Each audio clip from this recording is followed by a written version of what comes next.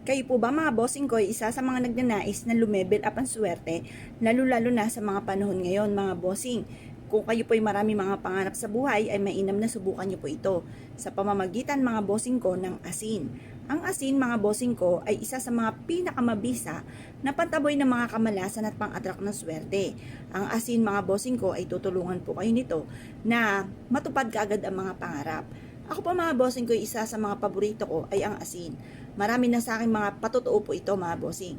At subukan nyo rin po ito dahil ito po ay isa sa mga subok na napakaswerte, lalo-lalo na kung ikaw po mga bossing ko ay may positibong pananaw sa buhay.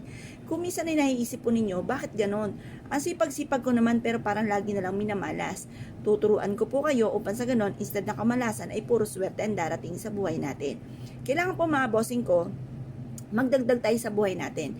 Bukod ng sipag at tiyaga at pananalig sa mahal na Panginoon, ay hanggang itong mga pamamaraan ng mga pampaswerte. Ngayon pa mga bossing, pumili po kayo kung anong gusto nyong pampaswerte.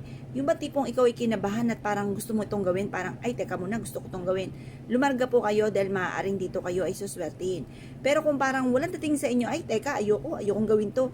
Or kaya pinupush po kayo ni kumare, ni kaibigan, o ng kakilala na gawin nyo po, pero walang dating sa inyo, ay wag nyong gagawin. Ganito po inyo pong gagawin mga bossing. Ito pa mga bossing ko ay konting asin lamang ang ating kailangan. Ngayon po mga bossing ko, pumunta kayo sa CR po ninyo. Doon sa timbang tubig, ayan po ay higitin po ninyo mga bossing. At budbudan nyo po ng kapranggot na asin. Ito po mga bossing ko ay makakatulong upang sa ganon, instead na kamalasan ay puro swerte ang darating po sa atin.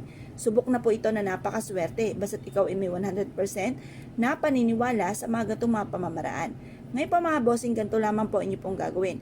Magbudbud ka ng kapranggot na asin mga bossing ko sa timbang tubig na inyong pampaligo.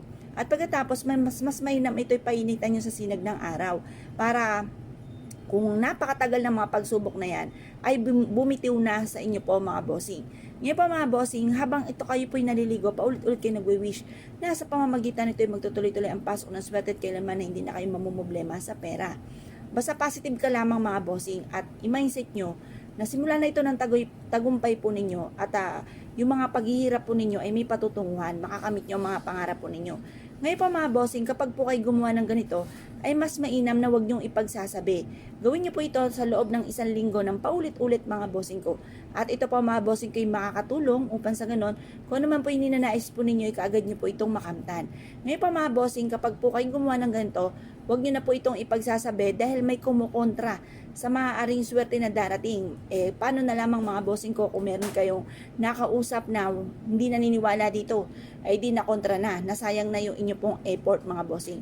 Hayaan nyo na lang na ma-amaze po sila kung paano nyo na-achieve yung mga bagay na matagal mo nang pinapangarap at saka nyo sabihin po ito. Or kung sa ngayon, i-share nyo na lang sa kanya at hayaan nyo na lang po siya mga bossing ko. Kapag gagawin niya, ay basta tulang sa pilitan. Ngayon pa mga bossing, ito po isa sa mga subok na napakaswerte.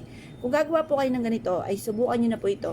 Upang sa ganon ay bumitiw na kung ano man ang mga kamalasan na kumapit po sa inyo po mga bossing. Kung kayo pinaniwala at nais po itong gawin, asya mga bossing ko, good luck po sa inyo po lahat.